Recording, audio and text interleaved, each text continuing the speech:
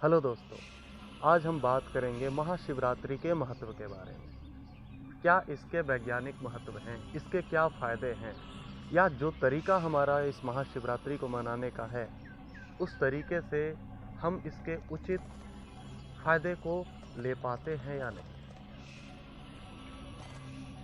इस जानने से पहले हमें ये जानना है कि जीवों में विकास कैसे हुआ।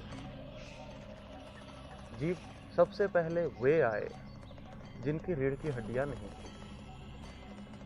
फिर धीरे धीरे उनमें विकास हुआ और उनकी रीढ़ की हड्डियां आई, और तब जाकर उनके रीढ़ की हड्डियों के सीधे होने का विकास हुआ। मतलब अब वो जीव, कुछ जीव जो थे, वो अपने रीढ़ की हड्डियों को सीधा कर सके, और वही जीव मानव कहलाए।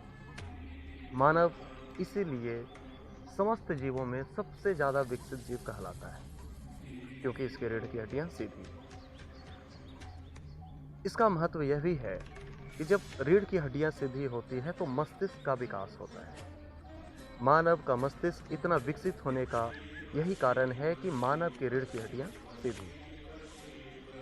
आपको यह समझने की ज़रूरत है कि भारत में साल में 365 त्यौहार होते हैं, लेकिन आज की स्थिति यानी कि हमारे काम धंधों से भरे इस जीवन में हम कुछ ही त्यौहार लगभग 50 या 60 मना पाते हैं। इनमें भी बड़े पैमाने पर 5 या 6 त्यौहार को ही हम मना पाते हैं। इनमें से कुछ सामाजिक हैं और कुछ धार्मिक। धार्मिक त्यौहार कम हैं। ज़्यादातर वे त्यौहार हैं जो कैलेंडर से जुड़े हैं,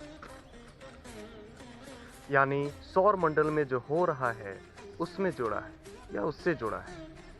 हम कुछ ऐसा करना चाहते हैं जो बाकी सौर मंडल के उस दिन के हिसाब से ठीक हो। यह महत्वपूर्ण इसलिए है क्योंकि यह शरीर इसी सौर मंडल से बना है, यानी इस सौर मंडल में हो रही छोटी या बड़ी घटनाओं का डायरेक्ट प्रभाव हमारे शरीर पर पड़ता है। अमावस्या के एक दिन पहले महीने की सबसे अंधेरी रात शिवरात्रि के नाम से जाना जाता है। एक साल में 12 या 13 शिवरात्रियाँ होती हैं। माघ के महीने में आने वाली शिवरात्रि महाशिवरात्रि के नाम से जानी जाती है। इस समय ऊर्जा का प्रवाह नीचे से ऊपर की ओर होता है। इन दिनों ग्रह का सेंट्रीफ्यूगल फोर्स या अपकेंद्रीय बल एक खास तरह से काम करता है। सेंट्रीफ्यूगल फोर्स आप समझते हैं ना? और यह बल ऊपर की ओर गति करता है। इस बात को अनुभव करते हुए यौगिक परंपराओं ने यह नियम बनाया कि कोई भी इस रात को लेटेगा नहीं, यानी कि हमारी रीढ़ की हड्डियां सीधी होनी चाहिए, ताकि इस उत्पन्न ऊर्जा का आप पूरा लाभ उठा सकें और ऊर्जा ऊपर की ओर जा सके। अगर आपको यह विश्वास नहीं हो रहा तो आप कभी पूर्णिमा के रात को समुद्र तट पे जाएं। आप यह देखेंगे कि समुद्र में जो लहरें होती है वो ऊपर की ओर उठती है।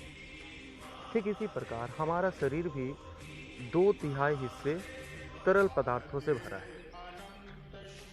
इस रात को हमारे शरीर का वो तरल पदार्थ भी ऊपर की ओर उठता है। अगर हम अपने रीढ़ की हड्डियों को सीधा नहीं रखते तो ये तरल पदार्थ का ऊपर उठना, यानी इस ऊर्जा का ऊपर उठना सही से संभव नहीं है। उसमें रुकावटें आती। पुराणों में ऐसी कई शानदार कहानियां हैं जो लोगों को बताती है कि इस दिन का महत्व क्या है और यह क्यों इतना खास है।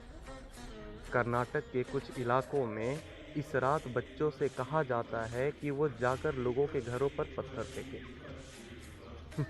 उस दिन आप ऐसी शरारत कर सकते हैं और इसे अपराध नहीं माना जाता। दरअसल आपको ऐसा करने पर शाबाशी मिलेगी, क्योंकि कोई इस रात को सो रहा था जिसे आपने जगा दिया। हमारे तंत्र की ऊर्जा में एक प्राकृतिक चढ़ाव होता है।